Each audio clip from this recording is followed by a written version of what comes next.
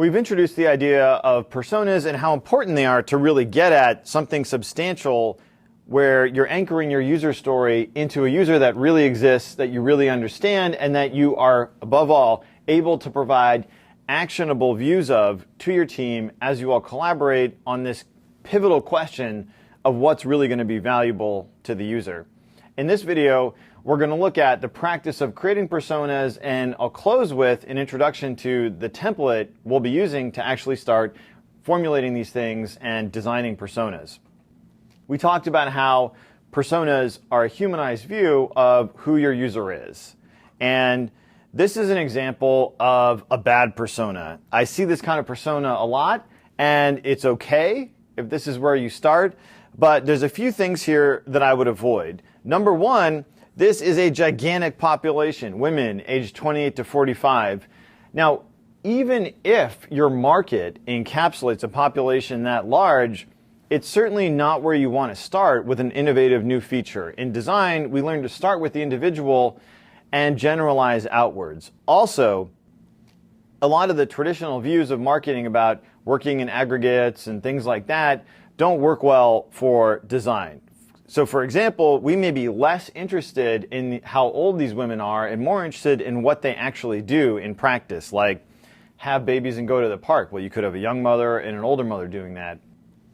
Secondly, these bullet points are something that you generally want to avoid. We're not looking to provide little cute shorthand snippets about this persona. We're looking to really create substantial narrative because that's what's actionable. One of the things that I think is really fascinating about the way people work with each other is how little we probably really understand about what other people are telling us. There's this great story in the book Made to Stick where they cite this experiment from UCSD. There is one person in this experiment who taps out a song, like row, row, row your boat.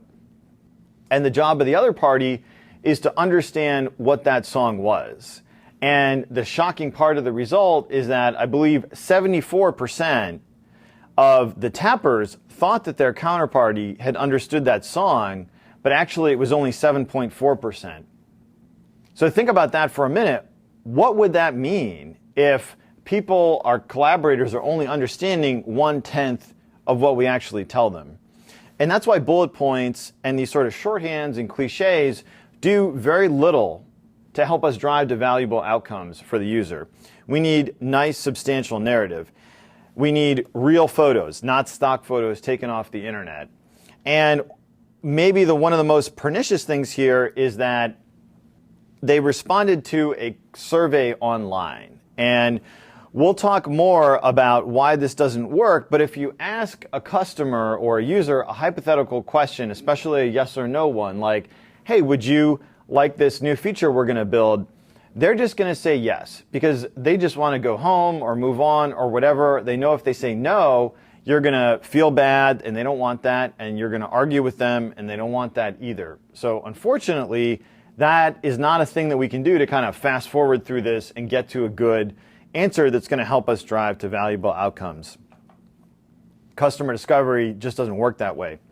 This is an example of the start of a somewhat better persona. And there's a few things I think are better about this. One, I really like this little technique, Mary the mom, Andrew the accountant.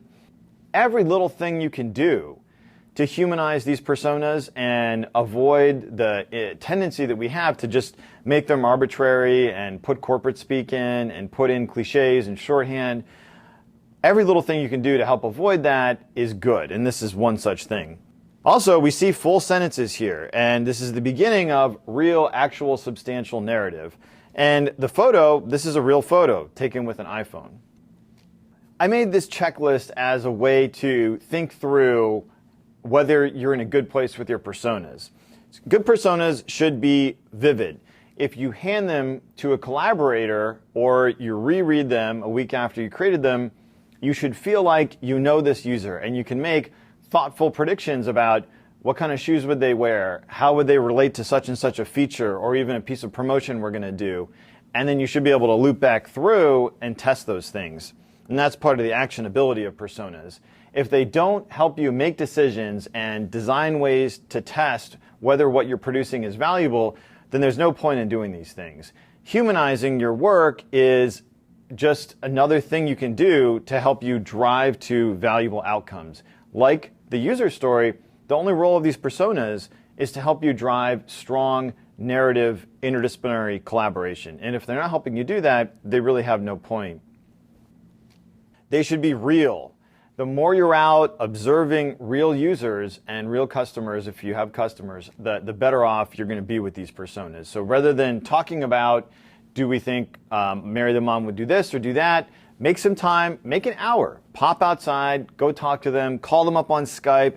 Everything is better than being inside your conference room and arguing about the persona inside the team. All the good answers are out there in the real world.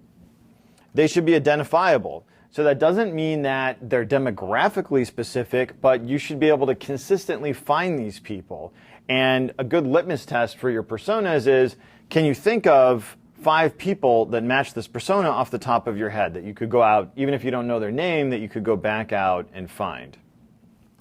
They should be pretty exact. I mean, people are complicated. If you design something for everybody, you're going to end up with something that's bland and that nobody likes. Now, that doesn't mean that you can't ultimately accumulate a lot of customers onto a product. Of course you can, but these personas are a way to drive at specific sources of value that you can test. And if your personas are vague, they will fail you in that way. And they should be pretty detailed. I mean, people are complicated. There's no specific length at which a persona is done, of course. It has a lot more to do with how descriptive you are and whether they're helping you really, do all this other stuff, particularly whether they're actionable. My last company, Lean Systems, we build enterprise software for communications companies. Companies like France Telecom and Verizon, people that offer communication services. And so some of the stuff we built would allow companies to interface with their end users. So these are examples of end users that would use a business phone system. A receptionist, an assistant, an executive that travels a lot. Maybe he's on his cell phone a lot or she's on her cell phone a lot. So we use these to help inform our work about the end user. And these are enterprise personas where these are people that would actually work at our customer, these communications companies. And you'll notice that there's quite a lot of these. The IT developer, for example, this is a very occasional persona that we would only use once in a while. But it's still important because, for example, this is someone who would customize our product at the front end of a deployment. Now, are they a regular everyday user? No.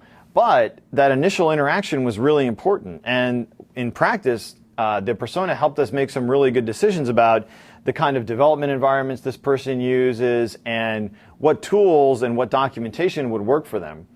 Because even though they don't use our product on an everyday basis, if they ran into a problem, it would be a huge issue for them and a big blocker for us as a company when we were selling the software and deploying it. Here we've learned about what personas are and how to use them.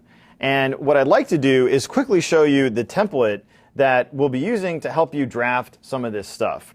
This is what we call the venture design template, and the URL for it is in the lesson materials. I will scroll through the table of contents here and show you, for example, where we would go and write up the persona. I click here, and you may not be able to read all this, but you can see that there's a place here where you can copy this template and write up your persona. There's places and prompts for you to make your notes on think, see, feel, do, and to create problem scenarios.